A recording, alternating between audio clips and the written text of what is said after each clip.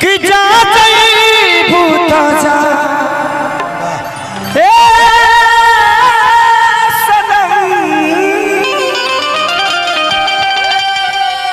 तू लोग थोड़े खड़े थोड़ा सा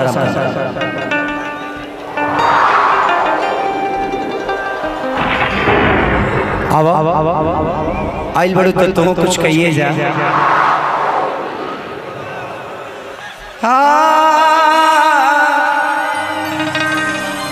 हो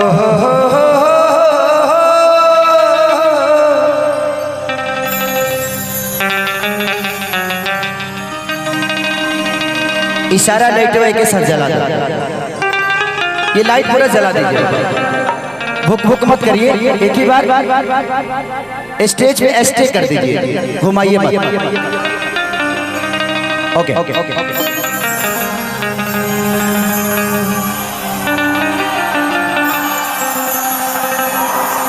कि तोरा अखियों के कजरा झगड़ा करा देले किसैया ने देखा ऐसे मैं पानी पानी हो गई कि मोहम्मद राजा जी ऐसन प्यार के रख दे बारा तुम डबे बिगाड़ के कि चाटी गइल होठ पूरा ललैया गइल तनम के जवान भइल राजा जी लड़ी कहिया न गई। अभी ब्लू फिल्म से गाना मेरा रिलीज कर ही हुआ है, मेरा फेवरेट सॉन्ग कि नाम के जवान भइल राजा जी लड़ी कहिया न गई। उस पे मैंने एक रील भी बनाया है, आप लोगों ने देखा होगा, लेके आइए ये गाना का फरमाइश है। लड़का कहता कि तो के बता तो उसे कितना प्यार कर, लेकिन छोड़ के जा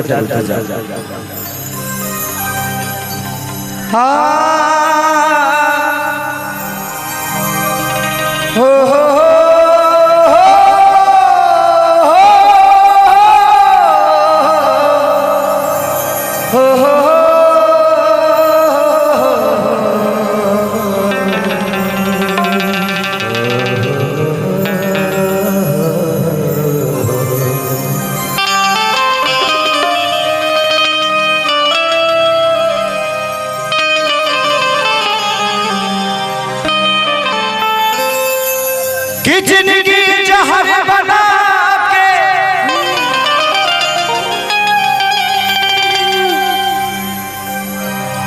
कि जान चली गई दूर हो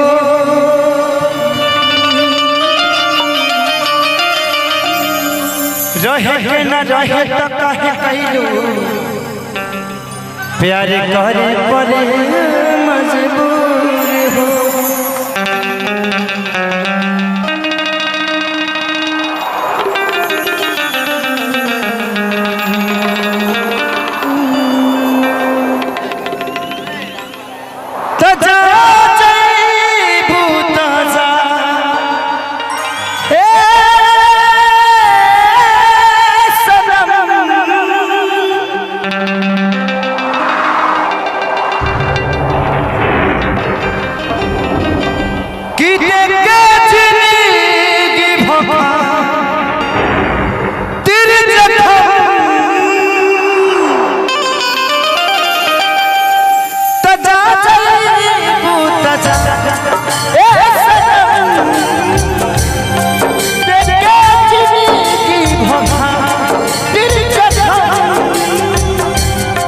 जनी सोचा हमारा बारे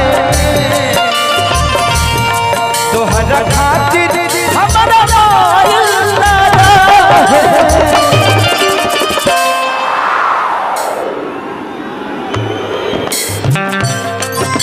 प्यार कल परसों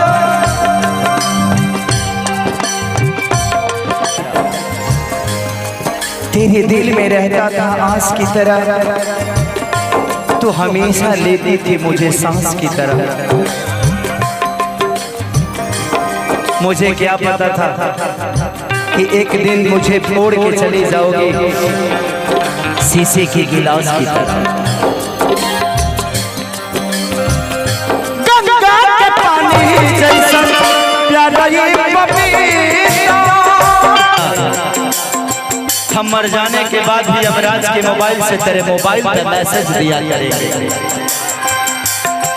हो गंगा के पानी जैसा प्यारा ये पपीता, गंगा के पानी जैसे प्यारी ये पपीता।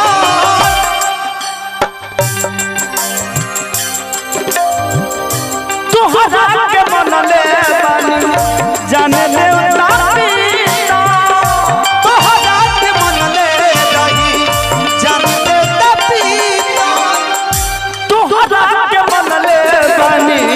जाने देवता पीता।